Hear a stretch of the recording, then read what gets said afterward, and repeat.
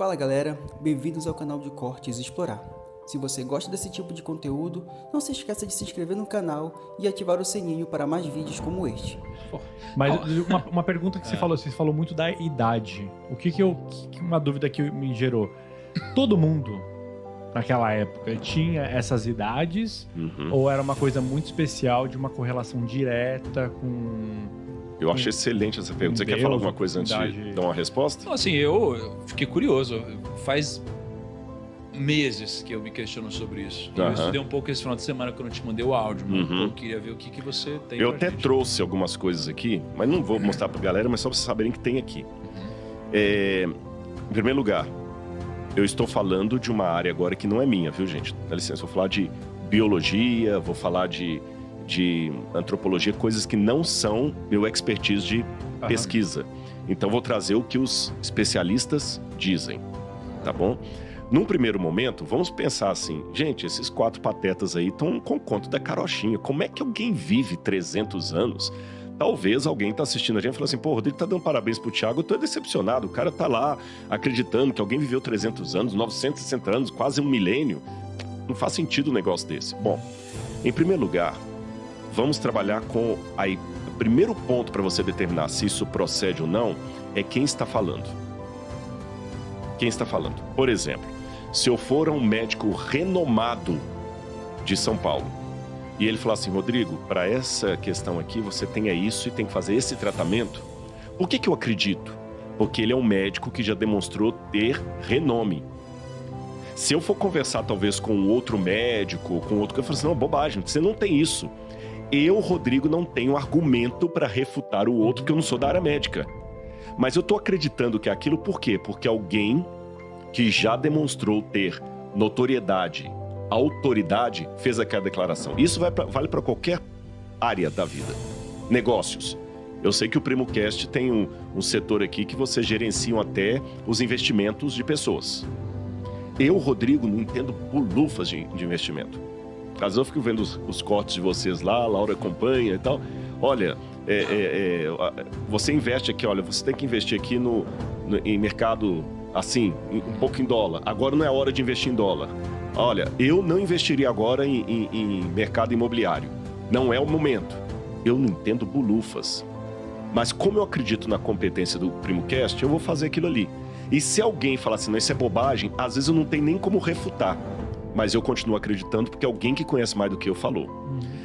Então, a primeira pergunta que eu tenho que fazer antes de ridicularizar a Bíblia é perguntar, esse livro tem autoridade? A história desse livro mostrou que ele sabe o que está falando? Aí daria um podcast todo só sobre isso. Que a Bíblia é um livro que tem autoridade. Não vou dar as razões aqui, mas posso afirmar que tem. A partir da história, da teologia, da filosofia, da arqueologia, é um livro que tem autoridade. Bom, se ela tem autoridade, então eu vou compará-la ao médico de São Paulo, famoso, ou os especialistas em investimento do Grupo Primo. Sim. Já demonstraram que tem notoriedade. E às vezes vocês vão me dar um conselho financeiro que não faz o menor sentido. E se alguém perguntar assim, Rodrigo, por que? Não sei. Sabe, eu conversei lá, o Grupo Primo falaram que eu tenho que tirar o dinheiro dessa aplicação aqui e colocar na outra. A Bíblia deu essa afirmação. Então eu posso trabalhar com hipóteses. Quando você vai conversar com pessoas, quer sejam elas da área bíblica, quer sejam elas crentes ou não crentes, da área científica, eles levantam algumas hipóteses interessantes. Lembrando, o que eu vou falar daqui para diante não é fruto da minha pesquisa, porque não é meu expertise. Tá. Alguns vão falar que isso que eu vou dizer aqui é besteira, outros vão falar que não, mas tem artigo indexado sobre o que eu vou dizer. Em primeiro lugar, muitos pensam que no passado os seres humanos e os seres que viviam na Terra, estou falando em linguagem evolucionista aqui, nem Bíblia, talvez vivessem muito mais do que nós. Por quê?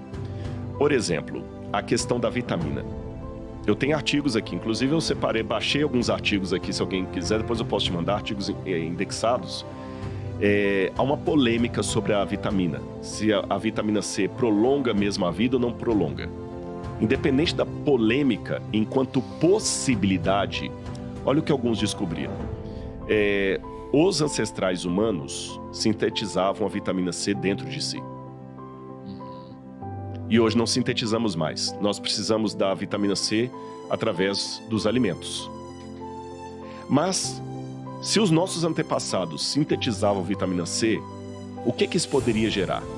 Alguns artigos acadêmicos levantam a hipótese de que eles poderiam ter uma vida muito mais ampla do que a atual, porque eles sintetizavam a vitamina C dentro deles. Como, por exemplo, o papagaio, que sintetiza, eles fizeram também com alguns tipos de vermes que sintetizam, outros eles provocaram em laboratório a síntese. Eu estou fazendo um resumo de uns 10 artigos que eu li de ontem para hoje. E perceberam que aqueles vermes, por exemplo, depois da modificação genética, sintetizando a vitamina C, coisas assim, eles passaram a viver 4, 5, 6 vezes maior do que os que não sintetizavam. Há artigos também, eu tenho que ser honestos, que dizem que as conclusões da vitamina C com a longevidade não são tão eficazes. Mas há realmente uma hipótese, uma suspeita, que os nossos ancestrais sintetizavam vitamina C e poderiam multiplicar o período da infância por um valor exponencial muito maior do que nós temos. Por exemplo, um papagaio vive em torno de 80 anos. Você tem que comparar a longevidade do papagaio com a nossa, sim. Esses 80 anos do papagaio equivalem a quantas vezes a infância dele? Quando é que o papagaio deixa de ser filhote para virar adulto? Quanto tempo demora? Aí, quando você fala, demora X. Ok, se ele vive 80 anos equivale a quantas vezes a infância dele? Entenderam? Então, eles também fizeram esse cálculo com o ser humano e falaram, peraí, se nós continuássemos sintetizando a nossa vitamina C, a nossa maioridade seria X vezes a nossa infância. Então, nós poderíamos viver muito mais de 100 anos. Muito mais de 100 anos. Outro estudo que foi feito, inclusive, pela Universidade de Tel Aviv, mostra indícios que o clima da Terra no passado, antes do período, lá no passado, período Cretáceo, alguma coisa assim, era um tipo de temperatura de atmosfera bem diferente. O oxigênio era diferente. Isso eu acredito totalmente. E eles fizeram projeção. Se fosse, você sabe que nós envelhecemos e morremos por causa da oxidação. E se nós estivéssemos naquele clima? Talvez nós viveríamos muito mais. Um terceiro e último exemplo que eu vou dar aqui. Os paquidermes que havia, dinossauros. Alguns especializados em dinossauros dizem que o bicho ele não nasce grandão. Às vezes o ovo dele é pequeno. Mas para ele atingir uma estatura de 4, 5 metros de altura, ele teria que ter uma longevidade muito grande. Baseado em quê? Aí eles pegam no tipo de clima que havia na Terra, no tipo de atmosfera, no tipo de síntese das vitaminas proteicas e tudo mais. Aí a pergunta é, por que hoje então não nascem mais dinossauros? Depois que explodiu lá, que caiu o meteoro, né, e destruiu os dinossauros, por que não mais? E eles dizem, porque o clima da Terra mudou. E talvez os que trabalham apenas na linhagem humana, tirando os dinossauros agora, né, porque na linha evolutiva, dinossauro não viveu junto com o ser humano, alguma coisa aconteceu também de mudança climática na Terra e mudança de hábito alimentar do ser humano, que nós paramos de sintetizar a vitamina C.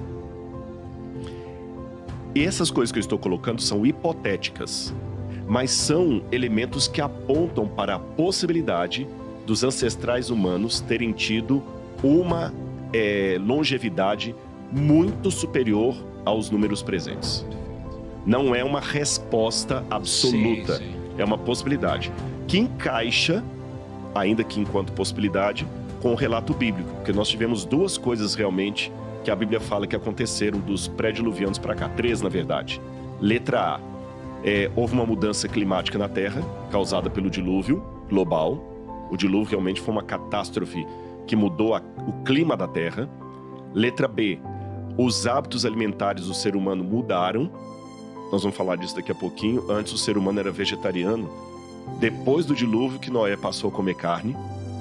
O regime cárneo, ou carnívoro para seres humanos, só depois do dilúvio. Antes disso não havia.